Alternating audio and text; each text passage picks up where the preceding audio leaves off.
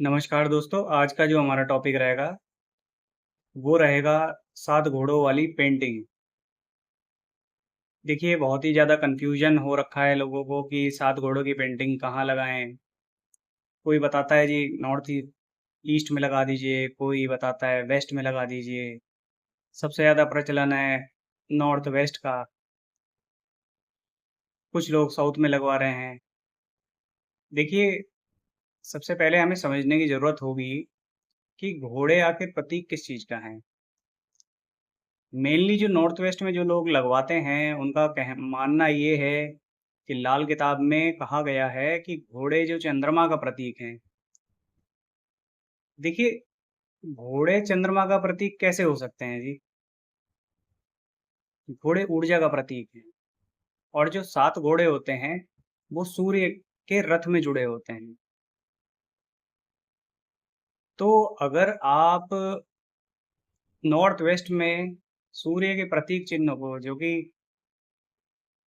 घोड़े हैं, 7 घोड़े हैं, उसको आप चंद्रमा की जगह पे लेके जाएँगे तो जो होगा ना आपका मन डिस्टर्ब होना शुरू हो जाएगा, गतिशील रहेगा, आपको नींद नहीं आएगी, बुरे सपने आएँगे, ठीक है? तो जो उसकी आइडियल जगह है, वो ईस्ट की दीवार ही है। आप कोशिश करें ईस्ट में लगाने की कोशिश करें या फिर अगर ईस्ट में जगह नहीं है, आप साउथ की वॉल पे लगा सकते हैं एक बार को, ठीक है? और उसको इस तरीके से लगाना है कि वो एंट्री करते हुए हमें ऐसा लगना चाहिए कि वो घर के अंदर आ रहे हैं। ठीक है, कुछ लोग क्या करते हैं कि वेस्ट की दीवार पे लगा दें मान लीजिए पूरब सामने मकान है किसी का, वो वेस्ट की दीवार पे लगा रहे हैं 7 घोड़ों की पेंटिंग। वो 7 घोड़े क्या हैं, वो जी बाहर जा रहे हैं उनके घर से। अगर ऐसी फीलिंग आती है कि वो घर से बाहर जा रहे हैं, तो ऐसे में क्या होगा मेजरली जो सूर्य जो प्रतीक होता है मान, सम्मान, इज़्ज़त इन चीज़ों का होता है, तो वो आपको महसूस करेंगे कि वो थोड़ा कम होती जाती है। समय के साथ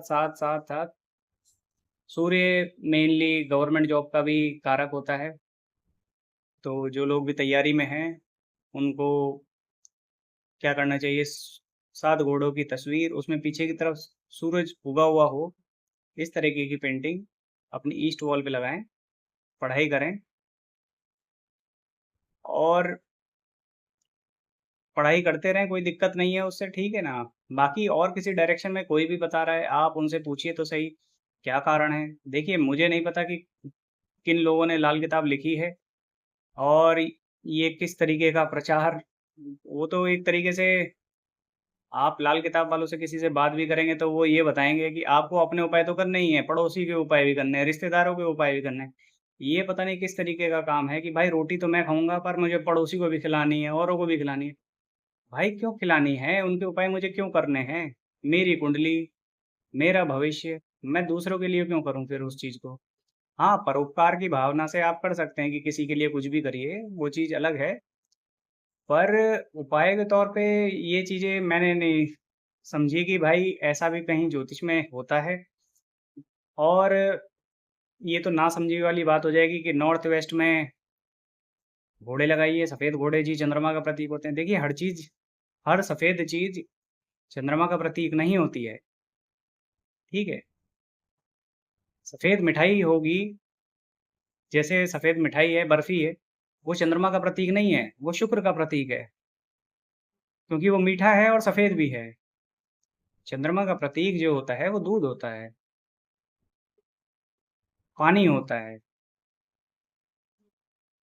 घोड़े थोड़े न हो जाएँगे। आप देखिए, अगर आप थोड़ी बहुत साइंस वग़ैरह पढ़ते भी होंगे, तो एनर्जी की यूनिट है हॉर्स पावर,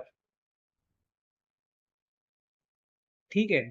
मतलब सीधी-सीधी बात साइंस भी यही कहती है कि एनर्जी को हॉर्स पावर में तोला जाता है, ठीक है? तो मेरे मानने के हिसाब से तो यही है कि आप अपनी पूरब की दीवार पे या फिर दक्षिण की दीवार पे अगर जब पॉसिबल ना हो इन दीवार पे, तब आप उत्तर की दीवार पे लगा सकते हैं। पश्चिम की दीवार पे बिल्कुल मन ना लगाएँ, ठीक है? पश्चिम की दीवार पे कभी नहीं लगानी चाहिए 7 घोड़ों की तस्वीरें और ख़ास तौर पे नॉर्थ वेस्ट के रूम में आप कभी भी 7 घोड़ों की तस्वीरें ना लगाएँ। ठीक है जी, धन्यवाद।